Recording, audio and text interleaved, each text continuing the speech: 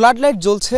আমি দাঁড়িয়ে আছি সিলেট আন্তর্জাতিক ক্রিকেট স্টেডিয়ামের মূল মাঠে, যেখানে কিছুক্ষণ আগে রংপুর এবং চট্টগ্রাম বিভাগের খেলা হয়েছে, যেখানে জয় পেয়েছে রংপুর।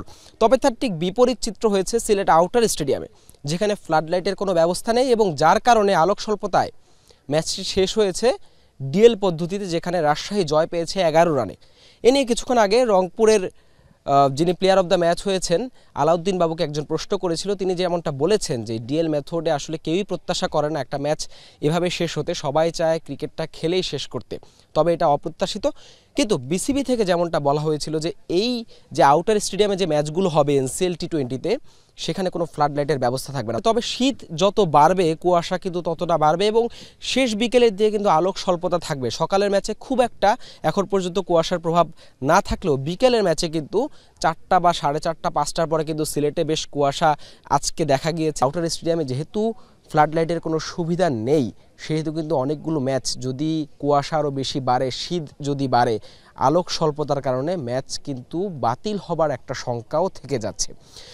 এমনকি সিলেটের মূল স্টেডিয়ামে ম্যাচটি কিছুটা সময় আজকে ফ্লাডলাইটের আলোয় ছিল।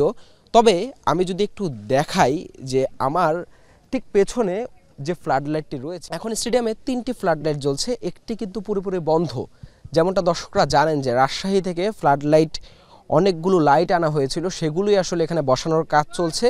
যখন থেকে আমরা এসেছি এনসিএল টি20-র আগে আমরা দেখছি যে এই বিপিএলের আগে আসলে এই ভেন্যুটি পুনরায় আসলে ঢেলে সাজানোর কাজ চলছে। এর মধ্যে একটি প্রক্রিয়া হচ্ছে ফ্লাডলাইট লাগানো, তবে এখন পর্যন্ত সেই কাজও কিন্তু শেষ হয়নি, যার কারণে যার প্রভাবটা কিন্তু আমরা দেখছি। তবে আউটার স্টেডিয়ামের যে সমস্যাটা, আলাউদ্দিন বাবু যদিও রংপুরের, তিনি এই মাঠে খেলেছিলেন মূল স্টেডিয়ামে, বাট তারাও কিন্তু আউটার স্টেডিয়ামে খেলবেন, সেই জায়গা থেকে তিনি বলেছেন যে এমনটা আসলে প্রত্যাশিত না। যেহেতু প্রতিদিন 4টি করে ম্যাচ, সেটা কিন্তু আসলেই একটা বড় একটা শঙ্কার জায়গা যে যেহেতু শীতকাল কুয়াশার প্রকোপ থাকবেই, সেই জায়গা থেকে আসলে শেষ পর্যন্ত দিন যত গড়াবে, সময় যত গড়াবে, শেষ পর্যন্ত আসলে কতটুকু বাধার সম্মুখীন হতে হয় ম্যাচগুলোতে, সেটা এখন দেখার বিষয়।